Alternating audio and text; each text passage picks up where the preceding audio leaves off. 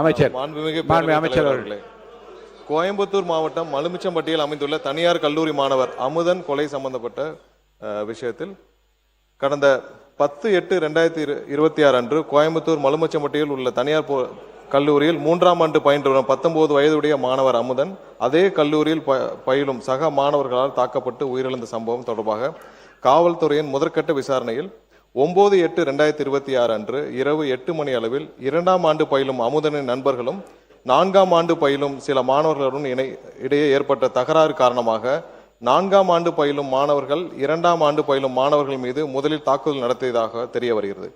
இதனால் ஏற்பட்ட முன்விரோதம் காரணமாக 10/8/2026 அன்று அதிகாலை 1:30 மணி அளவில் அமுதனும் அவரது நண்பர்களும் ஏற்கனவே தகராறில் ஈடுபட்ட 4ஆம் ஆண்டு பயிலும் மாணவர்களை மலுமிச்சம்பட்டியில் தங்கியிருந்த அறைக்கு சென்று தாக்கியுள்ளனர். இதனைத் தொடர்ந்து ஒத்தைக்கால் மண்டபம் பூங்கா நகரில் உள்ள மற்றொரு அறைக்கு சென்று அதிகாலை 5 மணி அளவில் அங்கிருந்த மாணவர்களை தாக்கிவிட்டு கைபேசிகளை எடுத்துக்கொண்டு கார் மற்றும் இருசக்கர வாகனங்கள் தப்பிச் சென்றுள்ளனர். காயமடைந்த மாணவர்கள் தனியார் மருத்துவமனையில் சிகிச்சை பெற்றுள்ளனர். மாண்புமிகு பேரவைத் தலைவர் அவர்களே, மேற்கண்ட தாக்குதலுக்குள்ளான மாணவர்கள் அமுதனையும் அவரது நண்பர்களையும் 10/8/2026 அன்று காலை 8:30 மணி அளவில் வழிமறித்து தாக்கியுள்ளனர். இச்சம்பவத்தில் காயமடைந்த ஒருவர் அங்கிருந்து தப்பிச் சென்ற நிலையில் மேற்படி மாணவர்கள் அமுதனை தொடர்ந்து தாக்கிவிட்டு அவரை சுமார் 10:30 மணி அளவில் இருசக்கர வாகனத்தில் அழைத்து சென்று மலுமிச்சம்பட்டியில் உள்ள அமுதனின் நண்பரின் அறையில் விட்டு சென்றுள்ளனர். சுமார் மதியம் 3 மணி அளவில் அமுதன் மயக்க நிலையில் இருந்ததை கண்டு அவரை தனியார் மருத்துவமனையில் அனுமதிக்கப்பட்ட நிலையில் அவரை பரிசோதித்த மருத்துவர் அவர் ஏற்கனவே இறந்து விட்டதாகவும் தெரிவித்ததோடு காவல்துறைக்கு தகவல் தெரிவித்துள்ளார். அதனைத் தொடர்ந்து அன்றைய தினமே கோயம்புத்தூர் மாவட்டம் செட்டியபாளையம் காவல் நிலையத்தில் பல்வேறு சட்டப்பிரிவுகளின் கீழ் 2 வெவ்வேறு குற்றவியல் வழக்குகள் பதிவு செய்யப்பட்டுள்ளன. பின்னர் அமுதன் இறந்ததை தொடர்ந்து SC/ST அதாவது வன்கொடுமை தடுப்பு சட்ட பிரிவு இவ்வழக்கில் சேர்க்கப்பட்டுள்ளது. பிரேத பரிசோதனைக்கு பிறகு 11/8/2026 அன்று சுமார் 5 மணி அளவில் அவரது உடல் பெற்றோரிடம் ஒப்படைக்கப்பட்டது. மாண்புமிகு பேரவைத் தலைவர் அவர்களே, மாணவர் அமுதன் கொலை செய்யப்பட்டது தொடர்பாக பதிவு செய்யப்பட்ட குற்றவியல் வழக்கு எண் 310/2026 கீழ் இதுவரை 14 பேர், நேற்று இரவு ஒருவர் கூடுதலாக இதுவரை 15 பேர் கைது செய்யப்பட்டு நீதிமன்ற காவலுக்கு அனுப்பப்பட்டுள்ளனர். மேலும் அமுதன் உள்ளிட்டோர் சக மாணவர்களை தாக்கியது தொடர்பாக பதிவு செய்யப்பட்ட குற்றவியல் வழக்கு எண் 309/2026 கீழ் 2 பேர் கைது செய்யப்பட்டுள்ளனர். காவல்துறையினரின் தீவிர விசாரணையின் அடிப்படையில் 9/8/2026 அன்று ஏற்பட்ட இரு குழுக்களுக்கிடையிலான பழிவாங்கும் நோக்கிலான தாக்குதலை அமுதனின் மரணத்திற்கு வழிவகுத்ததாக என்று தெரிய வந்துள்ளது. இவ்வழக்கு தொடர்பாக போதைப் பொருள் பயன்படுத்தியதாக புகாரிலோ காவல்துறையின் விசாரணையிலோ அறியப்படவில்லை. மேலும் பழிவாங்கும் சம்பவங்களை தடுக்க தேவையான தடுப்பு நடவடிக்கைகள் மேற்கொள்ளப்பட்டு நிலைமை தொடர்ந்து உன்னிப்பாக கண்காணிக்கப்பட்டு வருகிறது. மாண்புமிகு முதலமைச்சர் அவர்களின் ஆணைக்கிணங்க மாணவர் அமுதன் இறப்பின் காரணமாக துயரத்தில் இருக்கும் குடும்பத்தினரே மாண்புமிகு சமூக நீதித்துறை அமைச்சர் திரு வன்னியரசு அவர்களும் மற்றும் மாண்புமிகு பிற்படுத்தோர் நலத்துறை அமைச்சர் திரு வி சம்பத்குமார் அவர்களும் 15/8/2026 சனிக்கிழமை என்று நேரில் சந்தித்து ஆறுதல் தெரிவித்தனர். மேலும் வன்கொடுமை தடுப்பு சட்டத்தின் கீழ் பாதிக்கப்பட்ட குடும்பத்தினருக்கு முதற்கட்டமாக ரூபாய் 6 லட்சம் அவரது குடும்பத்தினருக்கு வழங்க ஆணையிடப்பட்டுள்ளது. மாண்புமிகு பேரவைத் தலைவர் அவர்களே, இந்த வழக்கை பொறுத்தவரை போதைப் பொருள் பயன்படுத்துவதை பார்த்து காவல்துறையிடம் புகார் அளித்தவர்களின் விவரங்களை காவல்துறையினர் சம்பந்தப்பட்ட நபர்களும் தெரிவித்ததாகவும் அதன் காரணமாக புகார் அளித்தவரை சரமாரியாக தாக்கப்பட்டு உயிரிழந்ததாகவும் எதிர்க்கட்சி உறுப்பினர்கள் தெரிவித்துள்ளபடி எந்த ஒரு சம்பவமும் இவ்வழக்கில் நடைபெறவில்லை என்பதை தெளிவுபடுத்த விரும்புகிறோம். மேலும் இவ்வழக்கு போதைப் பொருள் தொடர்பான வழக்கும் அல்ல, இது வேறு மாணவர் குழுக்களுக்கு இடையே ஏற்பட்ட முன்னுரிதம் மற்றும் அதனை தொடர்ந்து மேற்கொள்ளப்பட்ட பழிவாங்கும் நோக்கிலான தாக்குதலின் காரணமாகவே இச்சம்பவம் நடைபெற்றுள்ளது. எனவே உண்மை நிலவரத்திற்கு மாறாக இவ்வழக்கை போதைப் பொருள் தொடர்பான சம்பவமாக சித்தரித்து வழக்கின் உண்மைத்தன்மையை திசை திருப்ப வேண்டாம் என்பதை இந்த நேரத்தில் தெரிவித்துக் கொள்ள கடமைப்பட்டுள்ளேன். மாணவர் அமுதன் கொலை செய்யப்பட்ட சம்பவத்தை பொறுத்தவரையில் உண்மையை மறைக்க வேண்டிய அவசியம் காவல்துறைக்கோ அரசுக்கோ இல்லை. இவ்வழக்கில் காவல்துறையினர் எந்தவித காலதாமதமின்றி SC/ST அதாவது வன்கொடுமை தடுப்பு சட்டம் உள்ளிட்ட பிரிவுகளின் கீழ் வழக்கு பதிவு செய்து குற்றவாளிகளை விரைவாக கைது செய்யப்பட்டுள்ளனர். இவ்வழக்கினை தொடர்ந்து கண்காணித்து 3 மாதத்திற்குள் குற்றப்பத்திரிகை தாக்கல் செய்து இவ்வழக்கில் தொடர்புடையவர்களின் மீது துரித நடவடிக்கை எடுத்து உரிய தண்டனை பெற்றுத்தர மாண்புமிகு முதலமைச்சர் அவர்கள் ஆணையிட்டுள்ளார். நமது அரசு என்றென்றும் சட்டம் ஒழுங்கு பேணி காப்பதிலும் எந்தவித சமரசமும் இல்லாமல் துரித நடவடிக்கை எடுத்து வருகிறது. மேலும் பாதிக்கப்பட்ட குடும்பத்தினரும் துணை நிற்கும் என்பதில் என்பதை தெரிவித்துக் கொள்கிறோம். மாண்புமிகு பேரவைத் தலைவர் அவர்களே, பள்ளிகளிலும் கல்லூரிகளிலும் மாணவர்களுக்கிடையே குழுக்களாக நிலவும் கருத்து வேறுபாடு மற்றும் மன மாச்சரியங்களை கலைந்து ஒற்றுமை உருவாக்கிடும் வகையில் மாணவர்களை நல்வழிப்படுத்திடவும் ஒவ்வொரு பள்ளி மற்றும் கல்லூரிகளிலும் ஆசிரியர் ஒருவர் ஸ்டூடெண்ட் கவுன்சிலராக உள்ள முறையை மேம்படுத்தி வேற்றுமலை கலைந்திட நிலையான வழிகாட்டு நடைமுறைகளை பள்ளி கல்வி மற்றும் உயர்கல்வி துறைகளுக்கு வெளியிட வேண்டும் என்று தெரிவித்துக் கொள்கிறோம். மாணவ செல்வங்கள் நம் நாட்டின் எதிர்கால நம்பிக்கை செல்வங்கள். அவர்களிடையே ஒற்றுமை உருவாக்கிட அரசு அனைத்து முயற்சிகளையும் மேற்கொண்டு நல்வழிப்படுத்தும் என்பதை மாண்புமிகு பேரவைத் தலைவர் வாயிலாக உறுப்பினர்களுக்கு தெரிவித்துக் கொள்கிறோம். அத்துடன் இங்கே கூறப்பட்ட பல்வேறு உறுப்பினர்கள் போதைப்பொருள் பழக்கத்தை, தமிழகத்தில் நிலவும் போதைப்பொருள் பழக்கத்தை பற்றி குறிப்பிட்டார்கள். நாம் இங்கேயும் கடந்த 5 ஆண்டுகளாக தமிழகத்தில் நிலவும் போதைப்பொருள் பழக்கத்தை பற்றி நாம் இங்கே அனைவரும் அறிந்த விஷயம்தான்.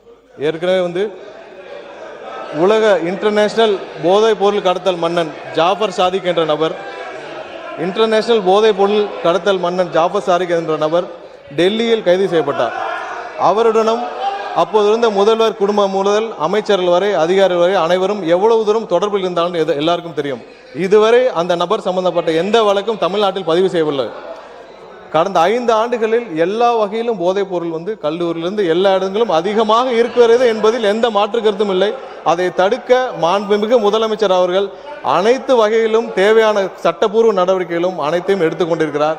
நமது அரசின் கொள்கையும் போதைப் பொருள் அனைத்து வகையிலும் கட்டுப்படுத்த வேண்டும் என்பதுதான் முதலமைச்சருடைய முக்கிய கொள்கை. இந்த கடந்த ஆட்சியில் இந்த ஜாஃபர் சாதிக் போன்ற இன்டர்நேஷனல் போதை கடத்தல் மன்னன் எப்படி முதலமைச்சர் குடும்பம் முதல் அனைத்து அமைச்சர்கள் வரை தொடர்பில் இருந்தாரோ அது போன்ற எந்த ஒரு சம்பவமும் இதுமேல் நடக்காமல் தடுப்பதற்கான தேவையான அனைத்து நடவடிக்கைகளையும் முதலமைச்சர் கண்டிப்பாக எடுப்பார் என்பதை உறுதியாக சொல்லிக்கிறோம். எதிர்கட்சி தலைவர் பாருங்க, மாண்புமிகு எதிர்கட்சி தலைவர் என்ன அவர் அலோவ் பண்ண போறீங்களா இல்லையா? அவர் அலோவ் பண்ணுங்க. எதிர்கட்சி தலைவர் சொன்ன பிறகு நீங்களே எப்படி உட்காருங்க, எல்லாரும் நீங்க பேசுங்க, மற்றவங்க எல்லாம் உட்காருங்க. எதிர்கட்சி தலைவர் என்று நான் சொன்ன பிறகு அவர் கட்சியை சேர்ந்து நின்று கொண்டு இப்படி செய்வது சரியல்ல. நீங்க மட்டும் பேசுங்க. மாண்புமிகு பேரவைத் தலைவர்களே, நம்முடைய அமைச்சர் அவர்கள் சம்பந்தப்பட்ட ஒரு நபரின் பெயரை சொல்லி இங்கே குறிப்பிட்டு பேசியிருக்கிறார். அந்த சம்பந்தப்பட்ட நபர் மீது அப்படி ஒரு குற்றச்சாட்டு எழுந்ததுமே எங்களுடைய தலைவர் அவர்கள் உடனடியாக அவரை கைது செய்து அவரை என்னுடைய கட்சியிலிருந்தே உடனடியாக நீக்கிவிட்டோம். ஆனால் இவங்களுடைய ஆட்சியில் என்ன லட்சணத்தில் நடந்துகிட்டு இருக்கு என்பதை இன்னைக்கு மக்கள் பார்த்துக்கிட்டு இருக்கிறாங்க. இன்றைக்கு ஒரு அமைச்சர் ஐபிஎல் மேட்சில் பவுடர், இன்னைக்கு அமைச்சர் ஐபிஎல் உட்காருங்க முடிக்கட்டும்.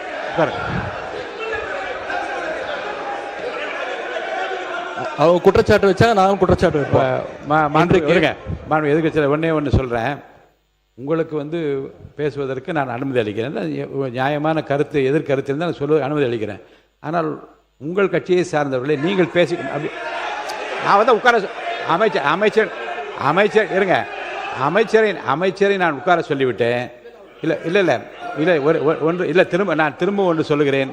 ஒரு கட்சியை சார்ந்த ஒரு நீங்கள் என்ன உறுப்பினர் ஆஸ்டின், நீங்கள் அவருக்காக உங்கள் எதிர்கட்சி தலைவருக்காக பேசுறீங்களா? உட்காருங்க. நீங்கள் அவரை தான் உட்கார சொல்லிட்டேன்ல, நீங்கள் பேசக்கூடாது. உட்காருங்க.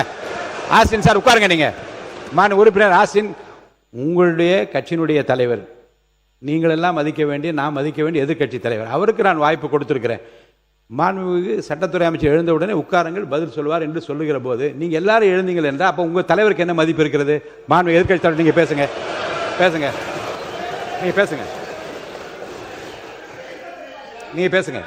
மாண்புமிகு பேரவைத் தலைவர்களே, ஒரு அமைச்சரே ஐபிஎல் மேட்சில் பவுடர் நுணுக்கிக்கிட்டு மாத்திரை நுணுக்குன்னு கதை விட்டார்.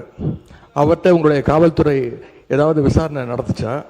அவர் மேலே ஏதாவது நடவடிக்கை எடுத்திருக்கீங்களா? அது மட்டும் இல்லை, சமீப காலமாக ஆளுங்கட்சியை சேர்ந்த பலர் போதைப் பொருள் வழக்கில் தொடர்ந்து கைது செய்யப்பட்டு வருகிறார். நீங்கள் இதுக்குரிய ஆதாரங்கள்லாம் நீங்கள் இல்லாமல் நீங்கள் பேசக்கூடாது. அமைச்சர் அவர்கள் பேசுனதுக்கு ஏதாவது ஆதாரம் கேட்டிருக்கீங்களா? அமைச்சர் அவர்கள் பேசுனதுக்கு ஏதாவது ஆதாரம் இருக்கா? நாங்கள் உடனடியாக கைது செய்யப்பட்டிருக்கோம், அவர் கட்சியிலிருந்து நீக்கியிருக்கிறோம். உங்களுடைய அமைச்சர் ஐபிஎல் மேட்ச்சில் பவுடர் நொடுக்கிட்டு இருந்ததை இன்றைக்கு உலகமே பார்த்துச்சு, பல்வேறு விமர்சனங்கள் வந்துச்சு. குழந்தைக்கு மாத்திரை கொடுத்தேன்னு கதை விட்டாரு. அதற்காக ஏதாவது விசாரணை நடத்தியிருக்கிறீங்களா, புகார் எடுத்திருக்கிறீங்களா, ஏதாவது நடவடிக்கை எடுத்திருக்கீங்களா கேட்க விரும்புகிறேன். மாண்பு முன்னவர், அவை முன்னவர். மாண்பு பேரவைத் தலைவர் அவர்களே, மாண்பு எதிர்க்கட்சித் தலைவர்கள் குற்றச்சாட்டுகள் சொல்வதற்கு முன்னால் ஒன்றின் பின் ஒன்றாக பல குற்றச்சாட்டுகள் இங்கே சொன்னார்கள். அதற்கான ஆதாரத்தை உங்களிடத்திலே தந்து அதற்கு பிறகு அவர் பேசியிருக்கிறார் என்பதை நான் அறிய விரும்புகிறேன்.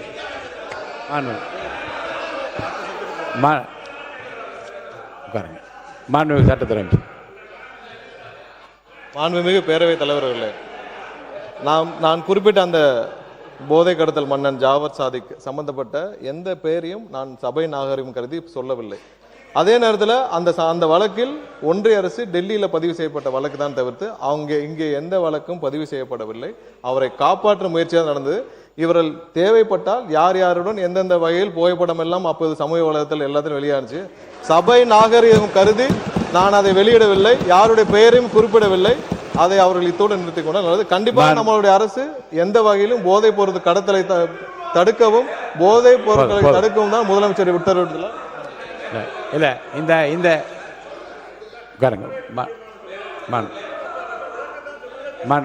உறுப்பினர்